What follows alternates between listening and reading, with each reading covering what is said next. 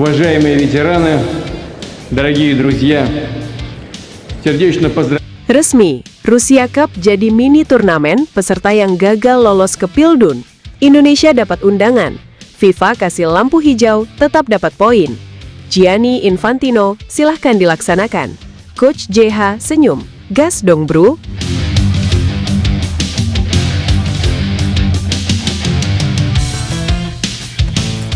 Timnas Indonesia kembali mendapat sebuah kabar yang cukup mengejutkan.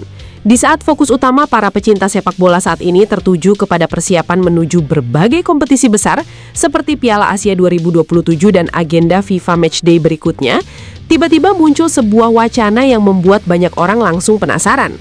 Rusia dikabarkan sedang menggagas sebuah turnamen internasional baru yang diberi nama Russian Cup, sebuah turnamen mini yang akan menghadirkan beberapa negara dari berbagai benua, termasuk kemungkinan negara-negara Eropa dan Asia Tenggara. Tapi jangan salah paham dulu, Russian Cup ini bukan sebuah turnamen yang dibuat untuk menyaingi Piala Dunia. Tidak ada niatan untuk menggantikan kompetisi terbesar sepak bola dunia tersebut. Turnamen ini lebih seperti sebuah ajang internasional khusus yang memberikan kesempatan bagi negara-negara peserta untuk mendapatkan pertandingan berkualitas dalam satu waktu yang cukup panjang. Rencananya Russian Cup akan digelar sekitar bulan September atau November dengan durasi kurang lebih 3 minggu. Formatnya pun cukup menarik. Sebanyak 10 negara akan diundang untuk berpartisipasi, kemudian mereka dibagi menjadi 2 grup yang masing-masing berisi 5 negara. Nantinya setiap tim akan menjalani babak penyisihan grup sebelum melanjutkan perjalanan ke fase gugur hingga akhirnya menghasilkan 1 juara. Format seperti ini tentu jauh lebih menarik dibanding sekedar pertandingan persahabatan biasa. Dalam satu kesempatan, sebuah negara bisa menghadapi beberapa lawan dengan karakter permainan yang berbeda. Ada yang memiliki gaya bertahan kuat, ada yang bermain cepat, ada yang mengandalkan fisik, bahkan ada yang terkenal dengan kualitas tekniknya. Dan bagi negara yang sedang membangun tim seperti Indonesia, pengalaman seperti ini memiliki nilai yang sangat mahal. Namun hal paling mengejutkan dari seluruh pembahasan Russian Cup bukan hanya soal format ataupun daftar negara yang berpotensi ikut. Hal yang membuat banyak federasi mulai melirik turnamen ini adalah keputusan FIFA yang dikabarkan memberikan lampu hijau terhadap penyelenggaraannya. Artinya negara-negara peserta yang merupakan anggota FIFA tetap bisa memperoleh tambahan poin ranking dari setiap hasil pertandingan yang mereka jalani. Jadi kemenangan, hasil imbang maupun kekalahan tetap dapat mempengaruhi pergerakan posisi ranking FIFA sesuai perhitungan yang berlaku. Tapi ada satu aturan yang sangat unik. Rusia sebagai negara tuan rumah justru tidak akan memperoleh tambahan poin ranking dari turnamen tersebut. Hal ini disebabkan status Rusia yang masih mendapatkan pembatasan dari FIFA, sehingga pertandingan mereka tidak dihitung untuk pergerakan ranking dunia. Bayangkan situasi yang cukup menarik ini. Rusia menyediakan panggungnya, mengundang negara-negara dari berbagai wilayah dunia, menjadi tuan rumah sebuah turnamen selama hampir 1 bulan, tetapi keuntungan dari sisi ranking justru lebih banyak dirasakan oleh negara-negara tamu. Tidak heran jika banyak negara mulai mempertimbangkan untuk ikut serta. Salah satu kelompok negara yang memiliki peluang besar tampil adalah negara-negara Eropa yang gagal mendapatkan tiket menuju Piala Dunia 2026. Mereka tentu membutuhkan pertandingan kompetitif untuk menjaga kualitas tim dan melakukan evaluasi. Nama-nama besar seperti Italia, Polandia, dan Denmark disebut berpotensi menjadi bagian dari Russian Cup. Kalau benar negara-negara itu ikut, maka level turnamen ini jelas tidak bisa dianggap main-main. Kita berbicara tentang negara yang memiliki sejarah panjang di sepak bola dunia, pemain-pemain yang berkompetisi di liga top Eropa, serta pengalaman bertanding di turnamen besar. Menghadapi lawan seperti itu akan menjadi ujian yang sangat berharga bagi tim manapun.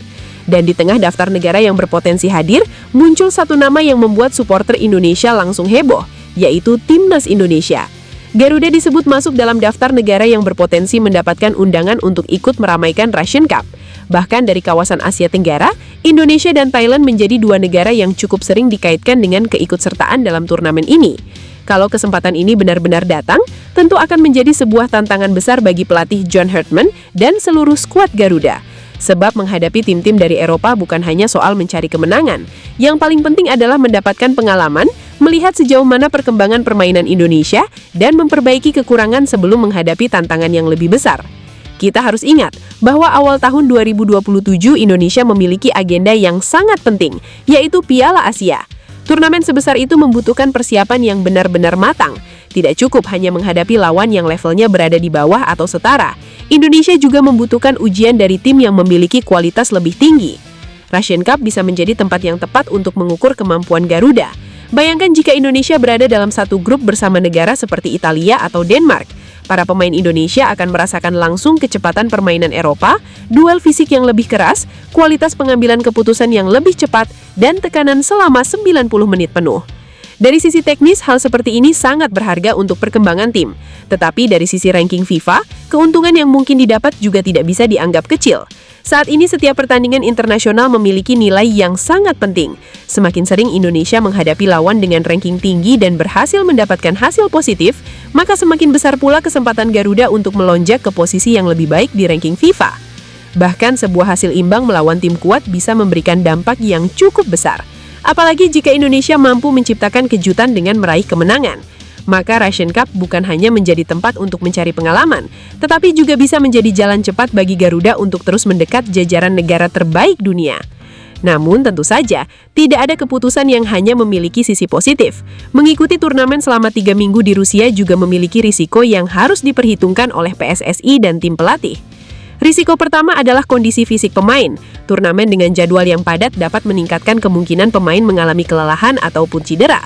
Apalagi banyak pemain Indonesia saat ini bermain di klub-klub luar negeri. Mereka memiliki jadwal yang sangat ketat bersama klub masing-masing. Masalah berikutnya adalah izin dari klub, terutama bagi pemain diaspora yang bermain di Eropa. Jika Russian Cup berlangsung pada bulan September atau November, kemungkinan besar kompetisi liga di Eropa maupun negara lain sudah berjalan. Klub tentu akan mempertimbangkan kondisi pemain mereka sebelum memberikan izin untuk ikut turnamen selama beberapa minggu. Ini menjadi pekerjaan rumah bagi federasi. PSSI harus mampu berkomunikasi dengan klub-klub para pemain agar skuad terbaik bisa hadir. Karena percuma mendapatkan kesempatan menghadapi tim kuat jika akhirnya Indonesia tidak datang dengan kekuatan maksimal. Tapi dari sisi regulasi FIFA, kabar baiknya adalah turnamen ini disebut sudah mendapatkan lampu hijau.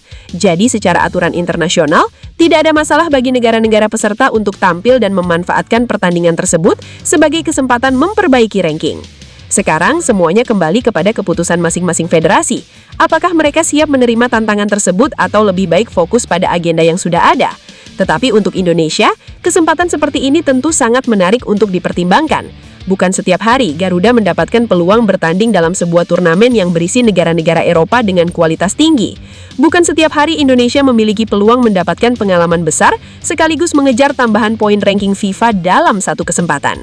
Dan jika benar Indonesia menerima undangan tersebut, maka Russian Cup bisa menjadi salah satu ujian terbesar bagi era baru Timnas Indonesia.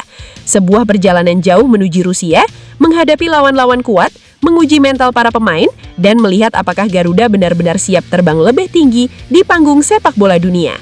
Nah, menurut kalian bagaimana? Apakah Timnas Indonesia harus menerima undangan Russian Cup dan menghadapi negara-negara besar Eropa? Atau lebih baik fokus pada agenda persiapan yang sudah ada? Tulis pendapat kalian di kolom komentar, karena menarik untuk kita bahas bersama.